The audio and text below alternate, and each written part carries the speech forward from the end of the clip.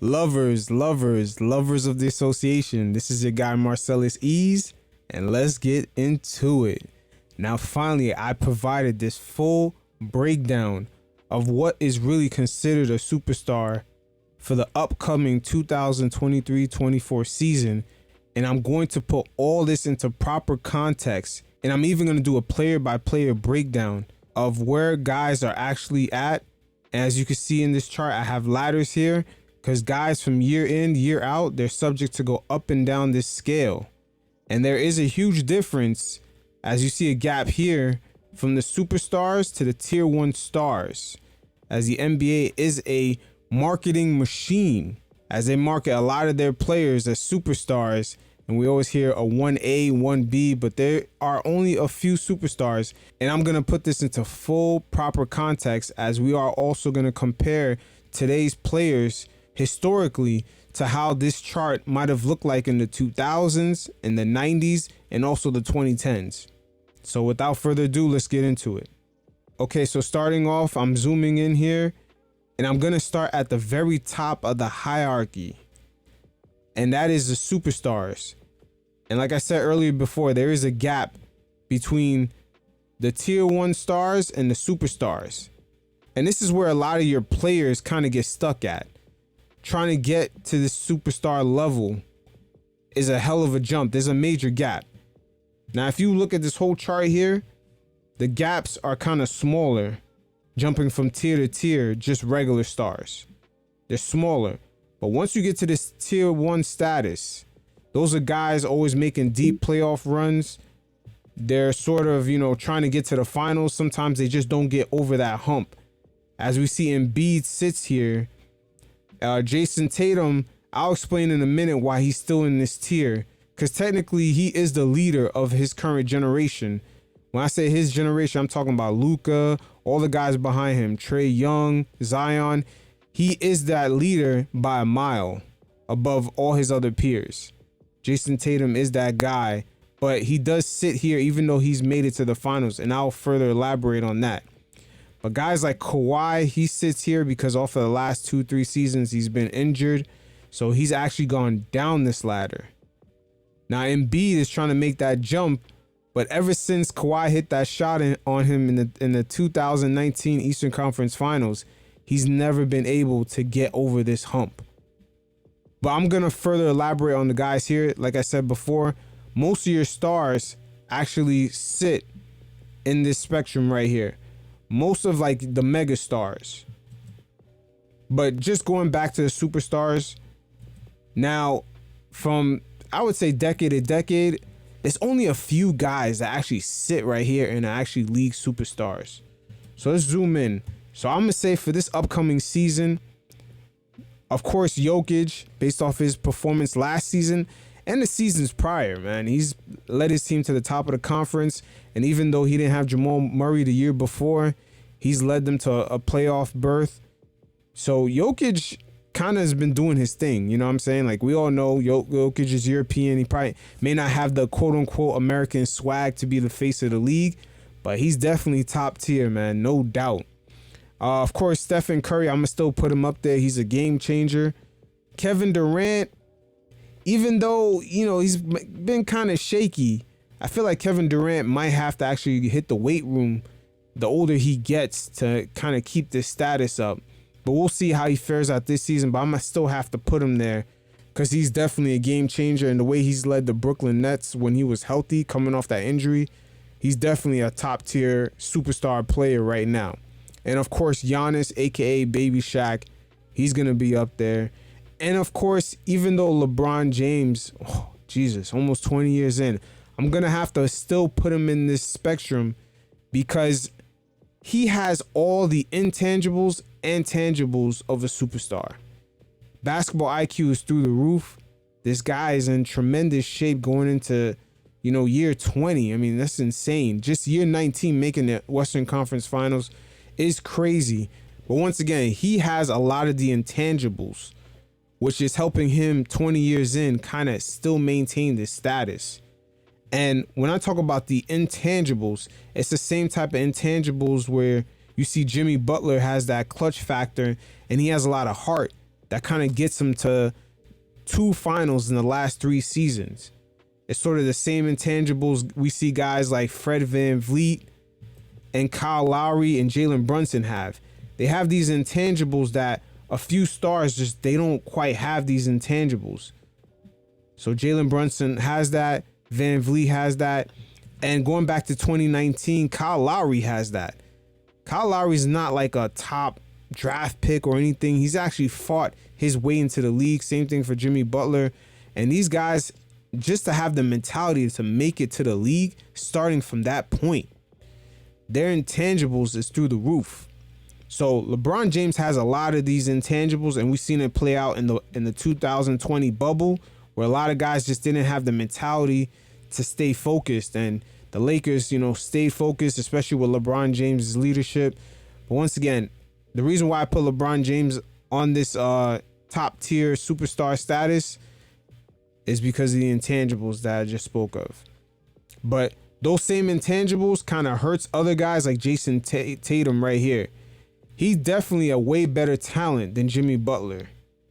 But unfortunately for Jason Tatum, as we've seen in the 2022 NBA Finals, you can kind of mentally break him down. He kind of gave up, and he even made comments in the presser like regarding him being the team superstar, like who gave him that status. It's weird. So it's almost like he didn't want it.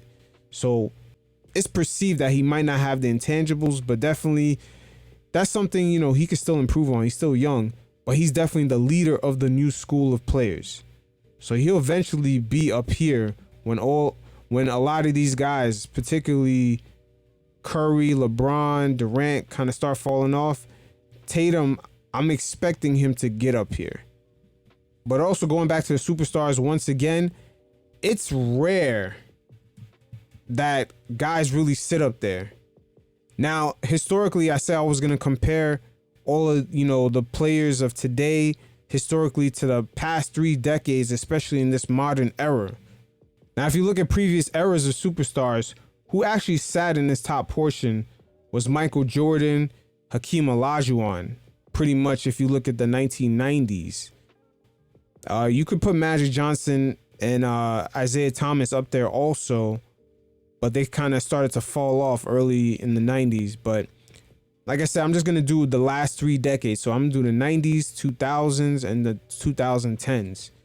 But going back to the 90s is pretty much Michael Jordan. And when he retired, Hakeem Olajuwon sat up here. But like I said before, this area right here, this gray area right here where guys are climbing up the ladder, this is where majority of your stars sit. Guys like Reggie Miller, when he went up against Jordan, he sits up there. Reggie Miller sits up here. Charles Barkley, especially after Michael Jordan retired, he sat up here for a long time, trying to get back to the NBA Finals after 1993. Patrick Ewing sat up here, Clyde Drexler, John Stockton, Karl Malone, Shaq in the early part of the 90s, Scottie Pippen. Scottie Pippen actually sat up here when Jordan retired, but he's mainly right here with the tier 1 guys, the kind of support role guys of championship teams. As we see, Anthony Davis is sitting up here. Paul George kind of has assumed that role currently at the moment. In his prime, I would say Klay Thompson sat up here. Joe Dumars in the 80s with Isaiah Thomas and those bad boy Pistons teams, they sat up here.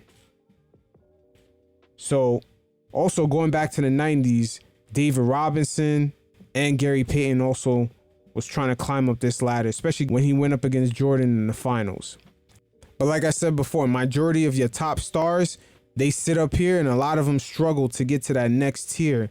But Kawhi for sure got past here in 2019 and also in 2014. He actually sat up here when Tim Duncan started assuming that kind of tier 1 role player star role. The same Anthony Davis, Scottie Pippen, Klay Thompson, they all kind of sat up here in their prime years when they were winning championships, kind of being that 1B superstar. But going from the 90s to the 2000s, up here, pretty much in the early 2000s, Shaq sat up here, Tim Duncan sat up here, while guys at the, like I said, majority players get stuck right here. Guys that were fighting to get in there were guys like Chauncey Billups in the very early 2000s, Chris Webber, Yao Ming, Jason Kidd, Steve Nash, especially in those back-to-back MVP years. Nash was stuck up here. D Wade, I would say around 2005, 2008, 9. D Wade couldn't get past the Celtics. He sat up here for a minute. And then when LeBron came to Miami, D Wade sat here because he had to assume that tier 1 sort of 1B status. And then also who got stuck up here for a while was Allen Iverson. Allen Iverson got stuck up here. Now, I got to admit, for that 2000 season, Allen Iverson got up here because he led his team to the finals. But over time, when you see he couldn't bring his team back to that promised land, and I also believe, you guys could correct me, I don't think Allen Iverson won too many playoff series after that year.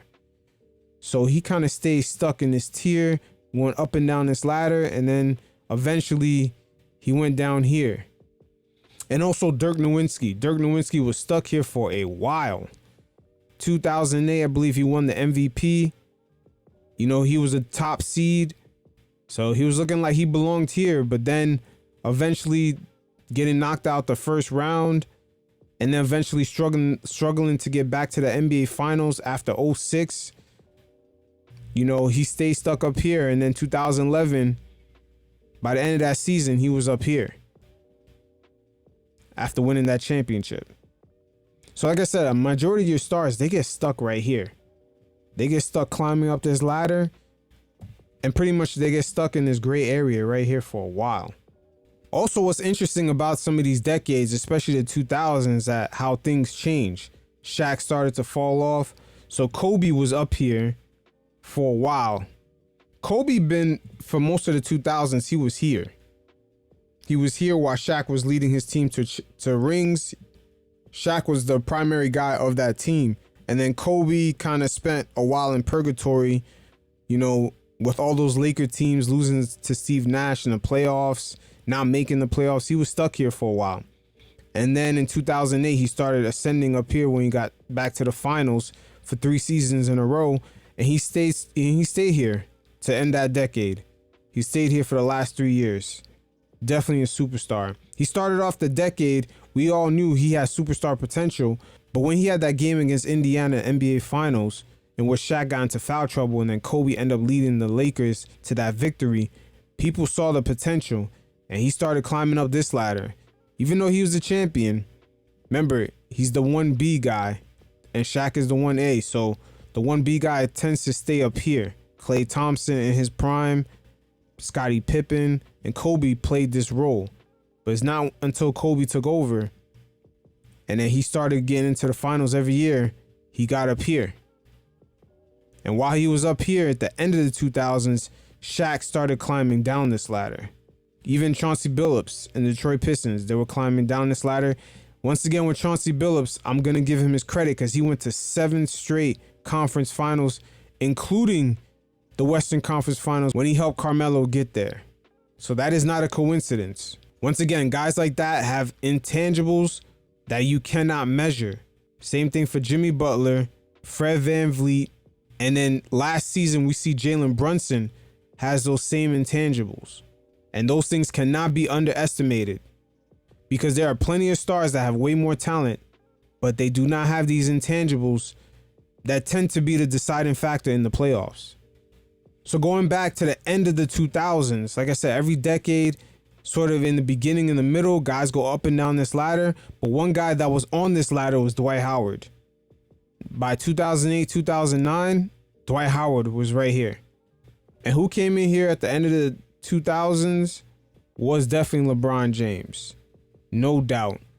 Consistently leading his team to the top of the conference, even making a finals appearance. He was fighting to get in there.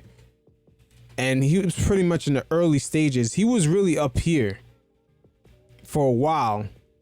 And then once he got to that NBA Finals in 2007, he got up here. And he's been sitting there ever since. I mean, you can't ignore how consistent that his team has been at the top of his conference every single season. And this is where James Harden kind of got stuck at. James Harden right here, he kind of got stuck at this section right here.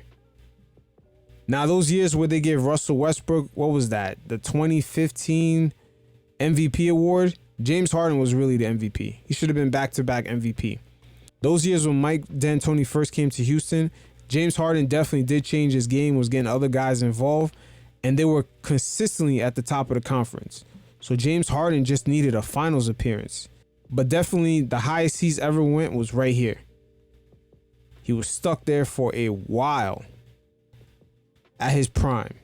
But I'll further elaborate on that later, as we'll go down the chart here and just further explain these. But just looking at this chart in comparison to the 2010s, just the top of the chart, we're going to have LeBron James sitting up here, of course, in the 2010s, Kobe Bryant, Kawhi Leonard, Stephen Curry, and Kevin Durant. And Kevin Durant definitely got here in 2012. He got past a really good San Antonio Spurs team who should have went to the finals the whole time LeBron was in Miami. All those years, they should have went to the finals. But Durant and Westbrook, especially Durant, man, they leveled up. They leveled up quick and early. And then Tim Duncan kind of assumed kind of a more role player, a kind of 1B. Kawhi definitely had more responsibility. So he went down this ladder. And then who was also in this gray area here was Carmelo Anthony. Carmelo Anthony got to this area around 2009 when he went to that Western Conference Finals with Kobe.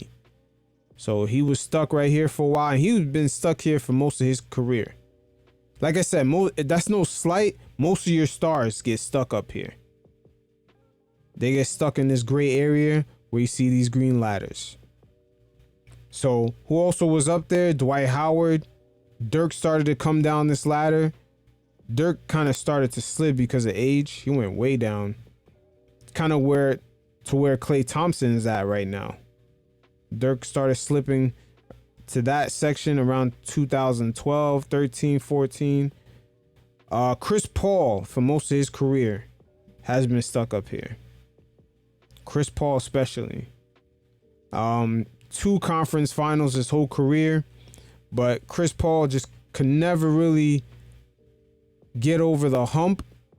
Because by the time he got to the finals, Devin Booker kind of helped him get there.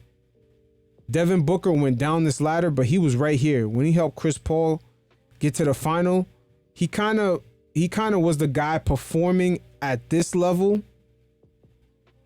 But because he wasn't the guy creating the opportunity, he kind of fell into this role. And if you don't believe me, look at the game where Devin Booker eliminated LeBron James and the Lakers. I mean, he shot lights out. You already knew who the best player on the floor was. So Devin Booker was putting in all the muscle work. Chris Paul was definitely the brains of the operation. He was making sure the team performed very efficiently, especially on the offensive end. But Chris Paul definitely right here, even though he got to the finals, he's always been right here. Definitely first ballot Hall of Fame player, but he's like most of your superstars, like most of your stars, because there is a difference between stars and superstars, have been stuck up here. But who also was up here in the early 2010s was Paul George. Paul George in the early 2010s, just for a while. But then as soon as he went to OKC, kind of fell into a 1B role. He kind of slid down that ladder, and he kind of stayed in this section. Yeah, he's been there ever since. D Wade, because of age, after LeBron left, he sort of started falling down this ladder. Now, when he was with LeBron in the Miami years, in the early part of the Miami years, he was performing at this level. And in reality, D Wade, by like 2006, he was up here, and he kind of stayed up there. The only reason he couldn't get to the finals because of the Celtics. Shaq aged out. The Celtics was kind of kicking everyone's ass. And D Wade was one of the top tier guys. That's why it was so controversial when LeBron went to Miami. Because D Wade, even 2009, a lot of people say he should have won MVP. D Wade was like top 3 in MVP for like a good 4 years, man. So D Wade was definitely a superstar. NBA Finals MVP, This guy was about to finish regular season MVP, but unfortunately, his team just didn't have that result. They weren't at the top of the conference. So he got stuck here for a while. And then when LeBron came, he sort of, stayed where Scottie Pippen, Klay Thompson, when they won all those championships throughout those years, they kind of stayed at this section. So D-Wade fell into that role. But when 2006, D-Wade was up here. But when LeBron came, he was right here with a lot of your stars. And also around 2017, 2016, of course, Kawhi. Kawhi was definitely up here. That playoff run that Kawhi had in 2019 was legendary. I mean, just the teams that they faced, it was definitely just a gauntlet. And I can't believe how Kawhi got through all that. I mean, historically, they're going to go back and go over Kawhi's, whole championship run. And every series was crazy. So once again, my criteria for a superstar is a guy that pretty much gets his team at the top of the conference from season to season. He performs at a very high efficiency level. Like, most of these guys are shooting definitely over 40%, over 45%. And they're not really volume shooters. They just perform at a really high level. And they get their teams over that hump. So you give them the ball, you already know Kawhi 2019, Kawhi 2018, 2017 Kawhi. You already know, give him the ball, he's going to score. He's going to get you that 30 points. He's not going to take a bunch of shots. Same thing for Durant. Same thing for LeBron, Curry, Jokic. All these guys, they don't have to take away shots. They're not volume shooters. Now, before I go down the ladder, I just want to make a few comparisons right now to guys that kind of get stuck in this realm. Now, it doesn't mean that they're losers or anything like that. They're tier 1 stars. Scottie Pippen during his championship years fell in here. Same thing for Joe Dumars and the Bad Boy Pistons. Joe Dumars actually won NBA Finals MVP, I believe, in the first championship, in the 89 championship. Penny Hardaway was up here. Same thing with Kobe in the early Shaq years. Kobe was up here. Alonzo Mourning also up here. Now, Alonzo Mourning is sort of like Joel Embiid. Alonzo Mourning, David Robinson, Embiid kind of falls where they were at. These guys couldn't quite get over the hump by themselves. So Embiid right now, until he proves himself, he kind of falls into their category. And then another person that especially stayed right here was Charles Barkley. I don't want to compare Embiid to Charles Barkley because he did get his team over the hump. And he was performing at a superstar level in that 1993 season. Superstar level, no doubt. But when Jordan left the league, everyone was shocked because he surprisingly went down this ladder. He went down this ladder and he sort of had like a lot of James Harden kind of brain fart moments in key games, which guys got eliminated in Western Conference Finals. They got eliminated in second rounds. Like, it was a lot of heartbreaking losses, and you see a lot of those things play out for James Harden. Sometimes just not being quite that guy defensively in clutch moments or offensively. Charles Barkley kind of fell into that realm. So even though when Jordan retired, a lot of people thought he was going to climb up that ladder, he stayed stuck right here while Hakeem Olajuwon assumed this role right here. And the main difference from the 2010s, well, I should say from the 2000s and the 90s, is that majority of top tier stars were right here. A lot of people will complain about today's players. A lot of them are either not even climbing up this ladder or they're actually just down here. Especially young guys like Ja Morant. Ja Morant was in tier 2 climbing up. He was actually on this ladder next to Luka, but because of lack of focus, he's actually in this gray area. Everyone here is focused. They're locked in, but I expect Ja to climb right back up and be right next to Luka. Maybe not on the Luka level, but his team should at least be top 4, top 3 seeds in the Western Conference from year to year. But going back to what I said initially, a lot of your stars, they stay stuck up here. And a lot of the stars from the 2000s and the 1990s, they were here. And this is the issue with the Jordan era. Jordan was pretty much probably the only guy up here. When he was winning all those rings, he had most of his peers down here. Reggie Miller, Charles Barkley, Patrick Ewing, Clyde Drexler, John Stockton, Karl Malone, Scottie Pippen, even Shaq. Jordan low-key in the Eastern Conference, after they beat Shaq, I believe in that 96 season, after they eliminated him, Shaq stayed here for a long time, all the way up until like the year 2000. So Gary Payton also was up here. So the 1990s, that's why they give Jordan the GOAT status. The 1990s just pretty much was Jordan here by himself, and majority of the top players was here. Majority of top players stayed here. That's why Jordan kind of gets that GOAT status. LeBron James in his era, a lot of guys won championships. Kawhi won, Steph won, Dirk won. So right now I'm gonna start making my way down this ladder.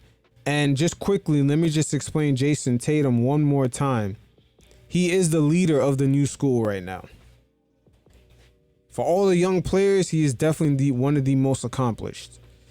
And he is definitely making his way up this ladder. It's just his performance in the NBA Finals was bad. It was real bad.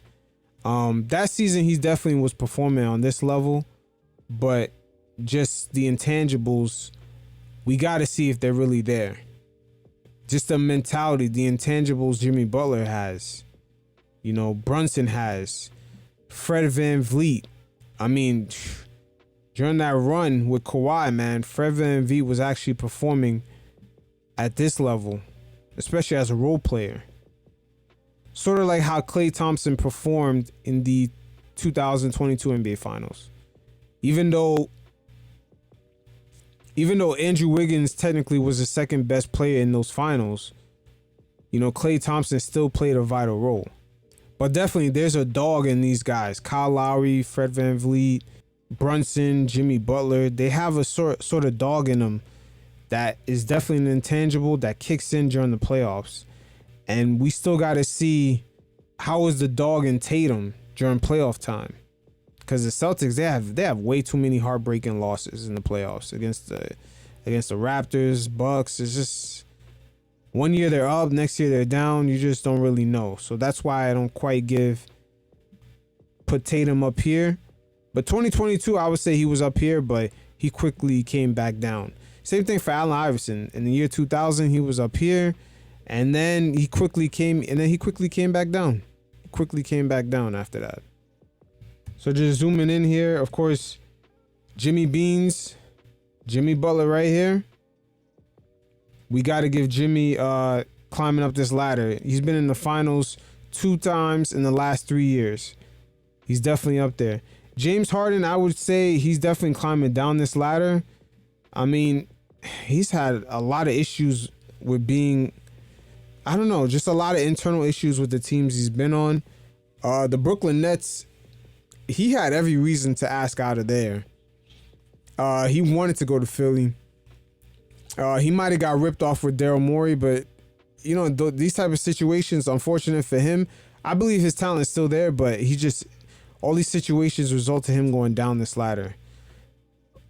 Kawhi, the only reason I have Kawhi going down this ladder, once again, his results in the past couple seasons. Okay, so going down this ladder here, Anthony Davis will be pretty much, in my opinion, will be stuck here for most of his career. I mean, unless he takes over, because LeBron James is 20 years in. And Anthony Davis, I believe after they won that championship, he should have started taking over and being the number one guy on the team. LeBron James just controls the pace, controls the flow of the game, and then AD puts in the work.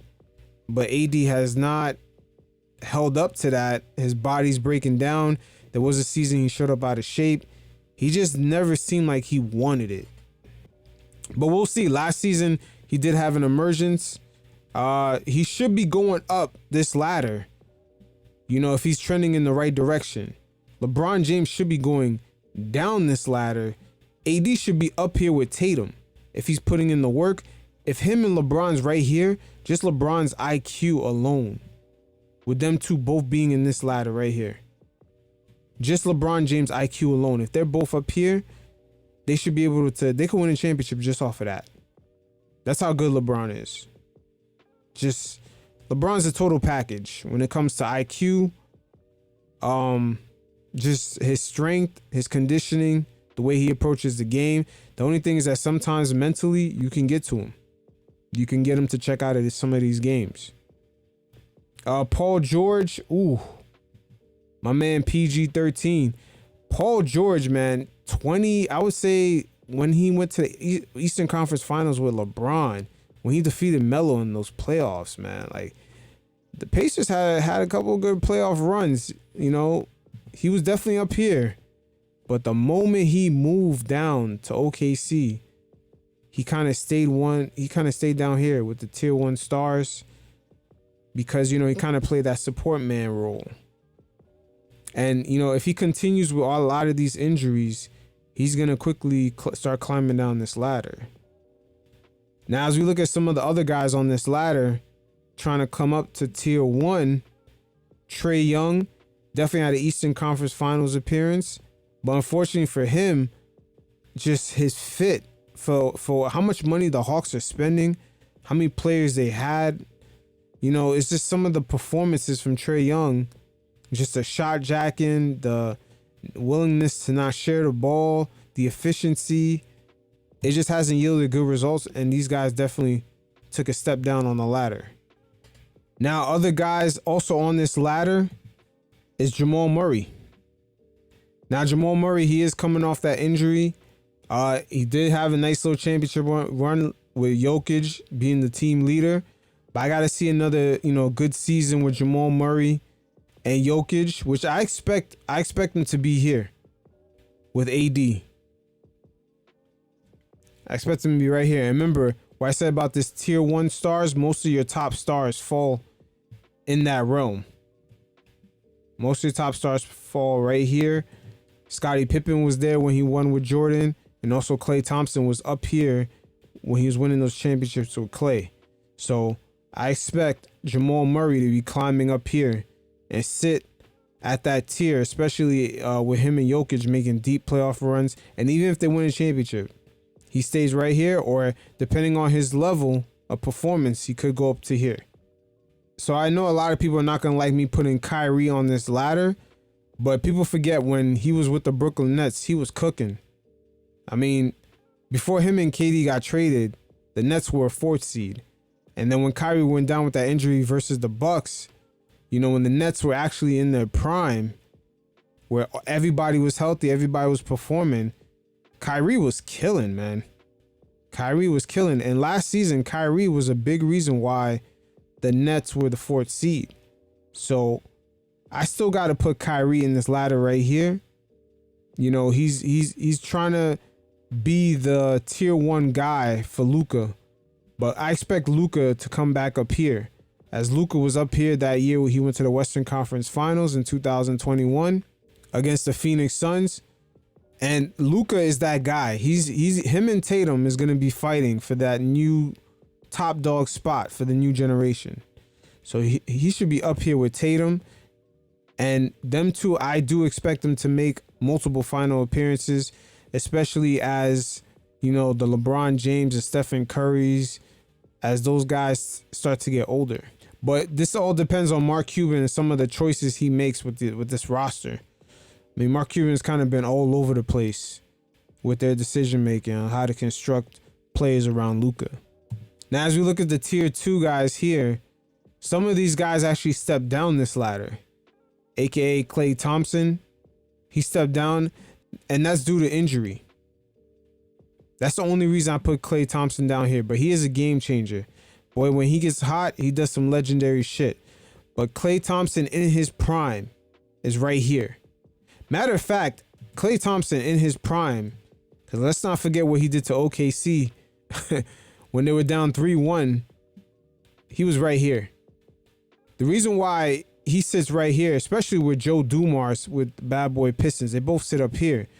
They're both two-way players. They both were guarding the best player on the other team defensively while still putting up numbers. That is very underestimated. Klay, man, before the injury was prime time, man. This is the type of guy you want on your team. Defensively, one of your best backcourt defenders, and offensively, he's still putting up numbers. I mean, just even in Klay's era, how many guards were in the Western Conference? He would guard Dame, he would guard Westbrook, he would guard Harden, and still put up numbers after that. So Klay, before the injury, was up here, for sure, right on that ladder, with the Scottie Pippens, with the Joe Dumars. But unfortunate for him, due to injury, and after that NBA Finals, where Andrew Wiggins was the second best player, he kind of falls down to tier 2. And Devin Booker, the only reason I put him down to tier 2 right now is because after them making the finals, they kind of had a setback. You know, they kind of had a setback, and now he kind of has assumed kind of a secondary role behind Durant. And just going into the next upcoming season, we don't know how things are going to look like with Bradley Beal. And then Jaylen Brown. Oh, man, Jaylen Brown. I have him under tier 2. But, you know, I'm not going to lie. After making the finals, see, this is where I said I was going to make a few adjustments. I'm going to have to slide him up here.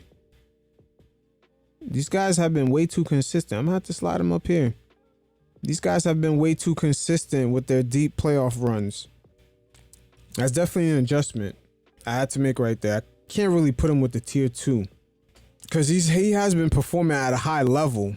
But for the Celtics to get that championship ring, right, with Tatum and Brown, things are going to have to change in this chart. Tatum is going to have to be performing at this type of level. And then Jaylen Brown is going to have to step his game up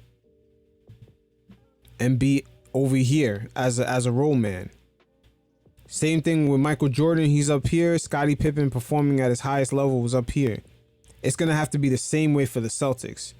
They want to bring that ring home. It's going to have to be just like that. Okay, continue on. Look at that tier 2. As you can see, Damian Lillard is right here in tier 2. And I know everyone's wondering, why the fuck do you have him there?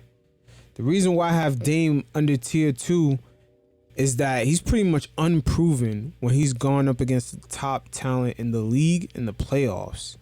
I mean, you can even look at that season where, you know, they were like a top 3 seed and they went up against the Pelicans and Anthony Davis and Jrue Holiday, and they got swept, him and CJ.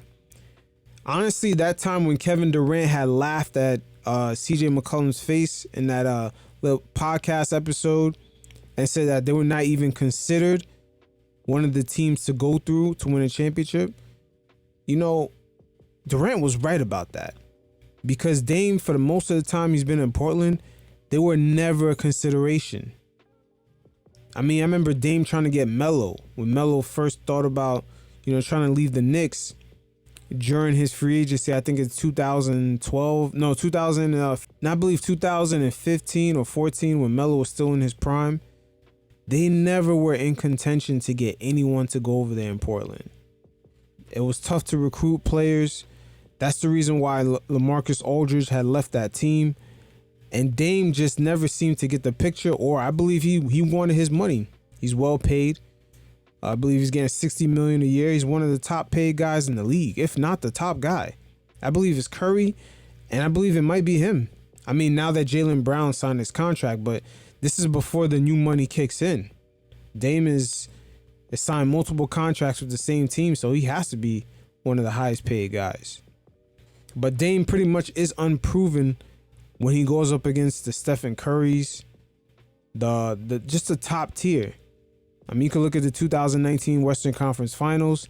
They had an easy route getting there, and then when they got there with no Kevin Durant, Klay Thompson, Stephen Curry just swept them like nothing.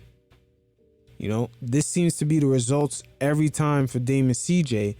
And even after that season, they spent most of their time in this tier down here.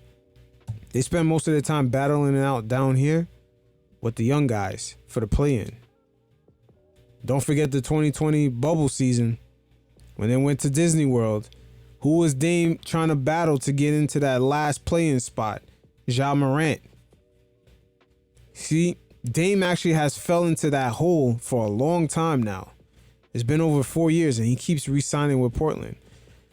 And Portland, low-key, they were on track to be one of the repeat luxury tax teams. They were one of the most expensive teams in the NBA since 2020. And had they not traded CJ, started moving guys around, they would have been in the luxury tax multiple times, multiple time offenders, getting extra tax by the league. You know, Dame had an expensive squad and they still couldn't do nothing. So that's why they blew that up.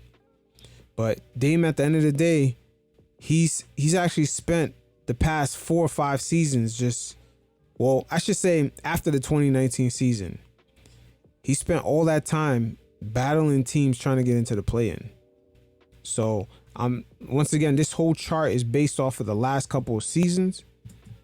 And just based off of the last couple of seasons, Dame has actually been, he's actually been performing at this level, but he's been playing around with guys in this level.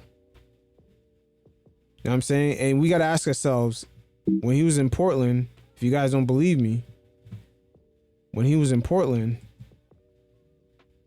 do you think he could have defeated, let's say, the Minnesota Timberwolves in the first round series? Can you guarantee he could defeat them?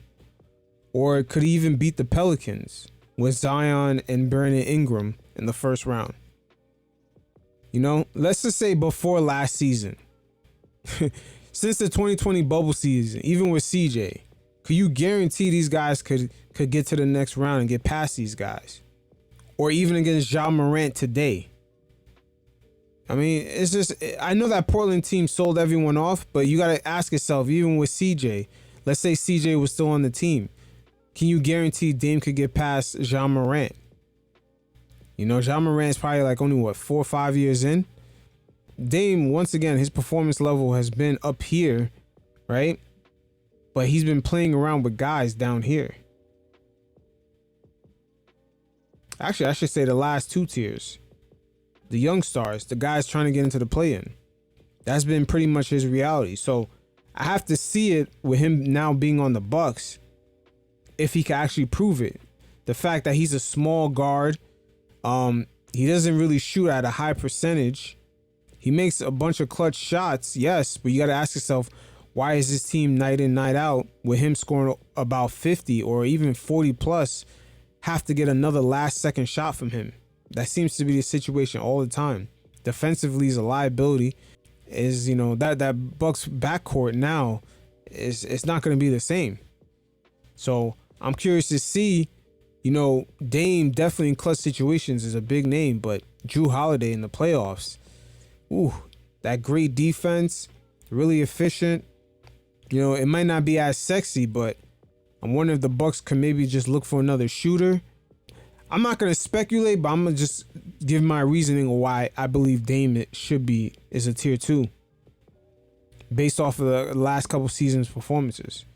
He's tier 2, and if he has a good season, I'll bump him up. A good support role, man, for Giannis. But I got to see it. Because so far, going up against the real guys, he's gotten mollywopped every fucking time. He's gotten mollywopped by the serious competition. And even the guy he got traded for, Jrue Holiday, even though Jrue Holiday's not leading the team, just what he brought to the Bucks was what they needed. Now that front court is completely weak.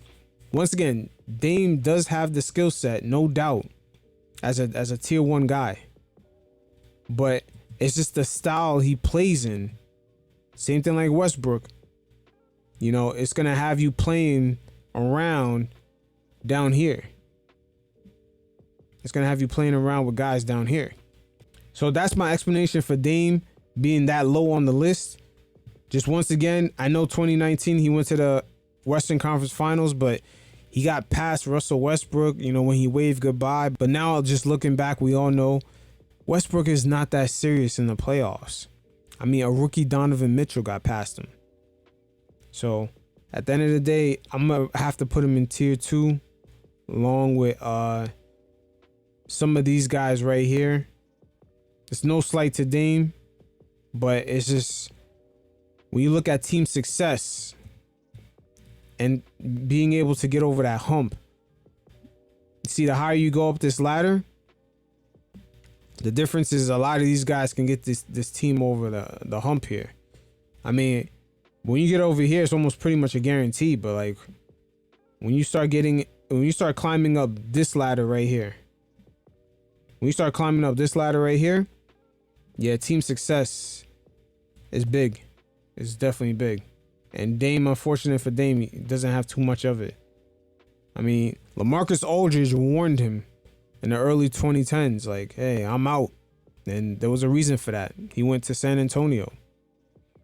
But just going down this ladder now, of course, your boy Ja Wick, I expect him to actually be right here. But his focus, man, I don't know where he's at. Hopefully he's not in them damn strip clubs. But I expect him to be, after that suspension, him learning that lesson. Because the league basically told him, hey, you can't be all NBA for the amount of games they suspended him for. You can still make the league money, but you can't be all NBA. So I expect Ja to climb up this ladder right where Trae Young is at. Trae Young, I mean, the way he's trending downwards. I expect Ja to be trending upwards. But Trae Young is trending downwards. But I expect a bounce back from Trae. Ice Trae. But as we see in between the tier 2 and the tier 3, we have a couple of guys. I said Ja is going down. Brunson is going up. Brunson is going up. And I would not be shocked if Brunson begins to climb this ladder by the end of the season. Once again, he has the intangibles. Same thing like Jimmy Butler. You know, Kyle Lowry. You know, there's something about these guys. They don't have the athleticism. But man, they put in the work. You could just tell they're all about their business. And sometimes with the stars, it's not just all about talent. As you see with Ja. Ja is missing some of the intangibles, but that's fixable. But we'll see how that plays out. But one guy that's going up this ladder, and I expect him to be over here, is De'Aaron Fox. Ooh, last season he was cooking, making big shots. Ooh, Fox. Fox was on fire last season. A big reason why the Kings was doing that thing. Fox is definitely making a name for himself. He's actually gone under the radar in the National League news. Like, I feel like he should be on TNT and ESPN more. They should give him a lot more coverage.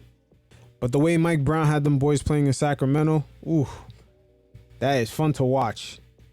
Definitely exciting basketball. Now, the tier 3, and this is tricky right here. Because a lot of guys you're probably looking at right now is like, what the hell? Like Bradley Beal's here. You know, SGA's here. What the hell? Donovan Mitchell, why is he here? The T3 is basically a mixture of a few things. Guys that put up numbers and guys, you know, like Draymond right here. He doesn't have the talent of a lot of these guys here, but he definitely has the intangibles and the impact. You know what I'm saying? But he definitely shouldn't be up here off of just his talent. But just what he brings to the game is you can't replace that. So he's definitely on that list, especially defensively.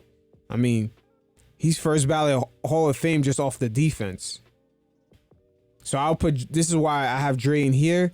CP3 is in here because he still brings a really big impact on teams, especially the way they perform offensively with the efficiency. And just he has an effect on teams winning games. We've seen that when he went to OKC. We've seen that when he went to Phoenix. CP3 does have an impact, but because of injuries, and I don't expect him to play a lot of games next season, and the type of role, which we're still not sure he's going to have in Golden State, I expect him to help that bench of Golden State actually have a facilitator. You know, because when Stephen Curry's out, that Golden State team kind of iffy with the scoring. So now CP3 can actually help them out with that. So we still got to see what's the word on CP3. It's still kind of a question mark with that. But he definitely falls under here. especially with Phoenix actually trending downhill after getting to the finals in 2021. Things just haven't really looked good for that team until they got Durant. Bradley Beal, I put him in the T3 because he's basically been allowed to pretty much get the green light to just shoot as much as he wants. And there's really no expectation. There's no expectation of winning. There's really nothing. He's just kind of hasn't really proved anything. He's been in the league for a minute. There's no major playoff runs. There's just nothing to really show except just a bunch of points. So that's why, I actually have him down here. He's pretty much unproven. And he's been swimming down here for too long. He's been swimming down here with the young guys, and the guys just, kind of entering a gray area of just we're scoring a bunch of points, but we're not getting anywhere, like DeRozan or Pascal Siakam. He's kind of stuck in this realm right here. It's weird with Bradley Beal, but for the first time, I believe he has a chance to actually climb up this ladder. We'll see how he performs in Phoenix, but right now I gotta have him down here, man, because there's a huge difference between him and Dame. At least Dame led his team to the playoffs, have a couple of series victories.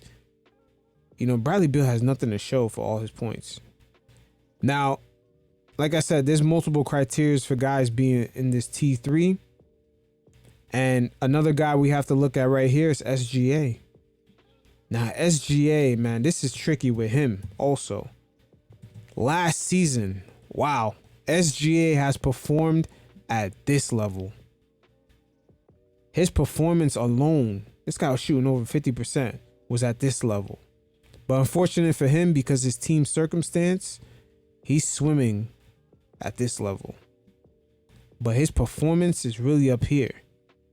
His team has enough assets, enough young guys that kind of fit his timeline to go out, at least put like a mid-tier solidified guy next to these guys and go ahead, man. Fuck this tanking. You got a team. Depending on how Chet Holmgren, they got plenty of others, man. They can make some noise. Because SGA is a legitimate guy to actually be the 1A of this team. He's definitely like a top tier player, man. The way he performed last year, he does that again. Whew. I mean, even with no playoff push, I'm going to have to put him. Oh, man, it's going to be tough. Nah, I can't really put him up here. Up here is really your team circumstance definitely has to do with it, too. Yeah, there's winning involved. The higher up this ladder you go, there's winning involved. Winning has to be, it's result based. It's result based.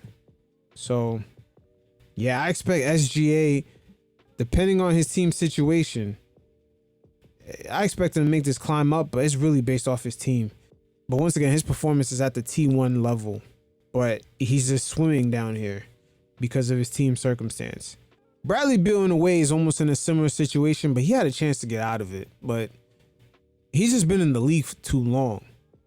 SGA, I believe he's going to be 26 next season, but, he's not as seasoned as Bradley Beal. Bradley Beal been in the league way too long. It's been more than 10 years for Bradley Beal. It has to be.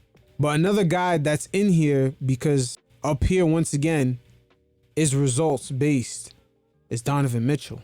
Too many first round exits. We seen you kill Russell Westbrook your rookie year, and ever since then, it's been too many first round exits. I mean, Mitchell is, of course, he'll put up the numbers, but it's just too many first round exits for Donovan Mitchell. And like I said, the higher up you go in this ladder, it's team result based. You got to have some victories here, man. You got to have some victories. You can't call yourself a superstar, or you can't really be a tier 1 star and have no results. And low key, if you look at another player that's kind of similar to Donovan Mitchell, even though Donovan Mitchell has had a few playoff round success, I would say he's T-Mac. Crazy. Tracy McGrady had crazy talent, but just the first round exits, he basically swam in this pool for way too long. Swimming in this pool for way too long in his career. Same thing for Vince Carter. You know, kind of crazy talent, but just swimming in here too long. Vince Carter got up here for a quick second, but then he quickly went back down. Vince Carter, no lie, his talent level and his performance is up here, but he just swam down here too long.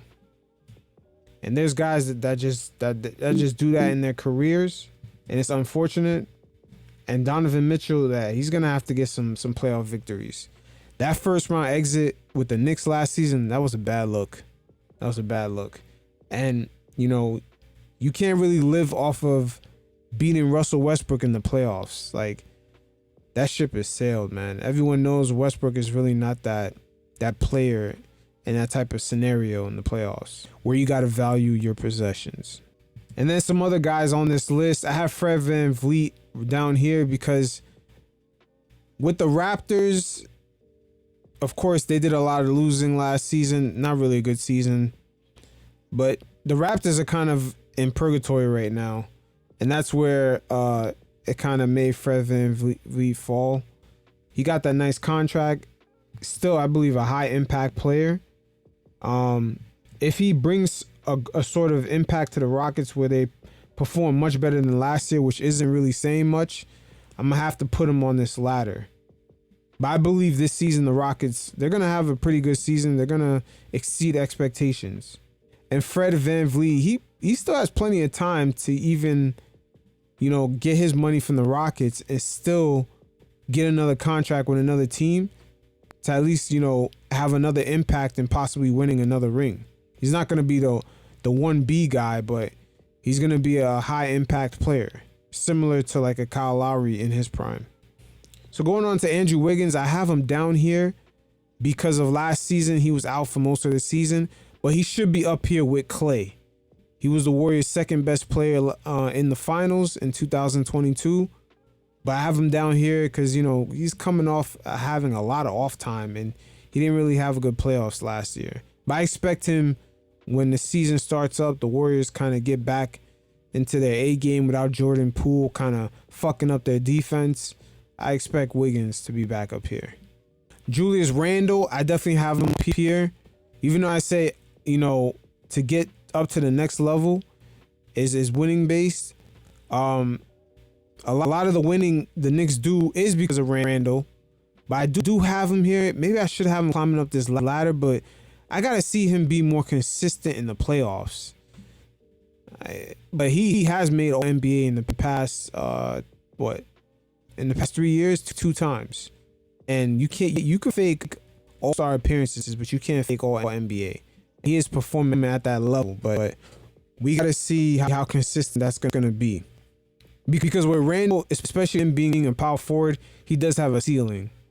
It's not like he's handling the rock. He pretty much does have a ceiling in a way. Same thing for Pascal Siakam, kind of falls in that same realm. Pascal, you know, he kind of fell off. I think in 2022, he kind of fell off. And he had a bounce back season last year. So Pascal, you know, he's definitely tier 3 with these guys. Not all the talent level is the same. Pascal's not the same as Mitchell, but their results is just not winning based for some of these guys. So that's why they're stuck down here in T3.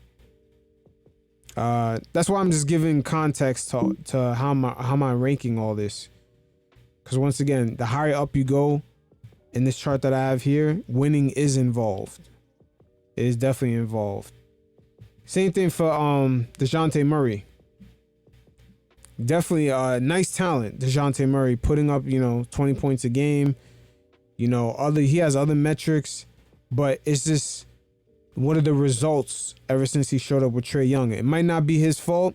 Some of these guys are down here because it's not necessarily their fault. You know, sometimes it's team circumstance, but you know, it's just coming off of last season. It just hasn't really been a good year. So we'll see if he could bounce back.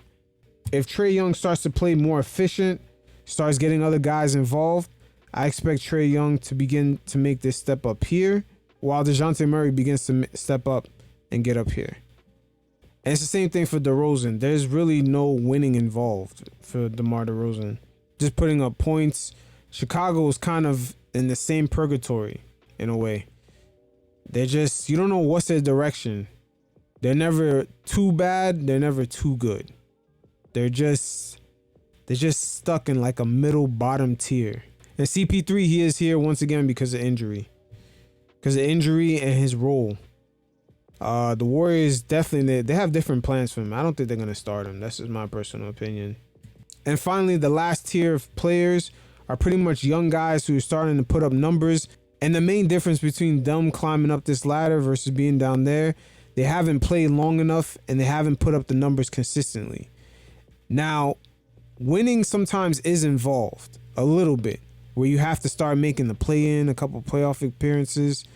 Now, Karl-Anthony Towns, the reason why I put him right here, ever since Anthony Edwards has joined the team, I don't think he's really trending up. I think he's trending down. There's really not that much difference between Karl-Anthony Towns in a playoff series going up against, let's just say if it was possible, even though they're in different conferences, let's say him going up against Halliburton, or him going up against Mikal Bridges, or even Cade. There's not that much of a difference. Same thing for Brandon Ingram. If he had a playoff series against any of these guys, it's like a 50-50 toss-up. There's really not that much separation. They've just been putting up a bunch of points with no team success, and they're not even the leaders of their team. So, in retrospect, Towns should be up here because he's been consistent. Yeah, I should put Towns up there because he's been consistent. But I would say Towns is up here. But recently with Edwards just joining the team, Towns has been trending downwards, man. His averages are getting less. His just overall impact is getting less and less with Edwards there. I don't know if it's a team fit or the coaching, but something just, usually you want your guys to be trending up. They should be getting better. Towns don't look like from season to season he's getting better. It's either the same or it just slightly goes down. And it's funny because it's not a coincidence Andrew Wiggins had that same issue while in Minnesota. He had that same issue where he started to look like he was flatlining real early for a number 1 overall pick to be 23, 24 and you flatlining from year to year. There's not that much difference. That's crazy. And that seems to be a theme with Minnesota. I just think, especially after the Rudy Gobert situation, they don't know how to get guys that fit alongside each other, man. It's just, it's weird. And with a lot of these guys in Minnesota, it's like a mixture with them putting up numbers and defensively where they at. It's like a huge gap. I don't know if it's like basketball IQ or just consistency in big crucial moments in the playoffs. As we've seen Team USA kind of rely on Edwards, and that kind of backfired. Same thing for Brandon Ingram.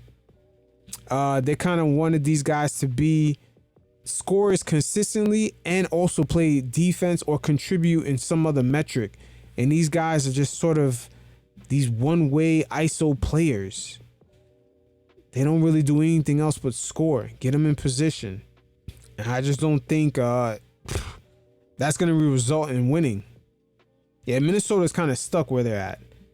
But for the rest of the guys on these charts, Halliburton, Ponchero, Scotty Beans. I expect Scotty to go up, but Toronto's got to improve their team. Cade is another guy. I expect Cade. I wouldn't be surprised if next season he makes his way off that injury up here. Zion, I got to see more consistency. Zion is not too far away from being over here. We've seen what he could do, but he's not too far away from being where Ben Simmons is at. Ben Simmons is at a point where he got to prove himself. Nobody knows what the fuck. He got to prove himself. Because the last year he made the All-Star game, he really wasn't an All-Star. He made that shit off of his name. And if you look at his metrics, his impact, That was the year where he kind of mooked the layup with Trae Young sitting underneath the hoop. He passed up the layup. That season when he made All-Star, he really wasn't an All-Star. Nowhere near it. I mean, he plays great defense, but nobody would have made that All-Star team averaging 15 points a game. Not like that. He made that All-Star off a name. Because like I said, with the league, a lot of it is due to marketing. The NBA is a marketing machine. And it's the way a lot of these guys are introduced to us. They're introduced to us as a first overall pick, aka that means they're a star. You know, subconsciously we think these things, but in reality with the league, there's only a few stars from, you know, season to season, decade to decade. You know, GOATs like Michael Jordan, he sat here when he played by himself. Depending on the generation and the era, this chart looks different from time to time. And with the new crop of players, guys in Tatum's range, Luka, Trae Young, I believe they might not sit here at all. A lot of them may just end up sitting here. A lot of them may just end up sitting here and there's new champions every single season.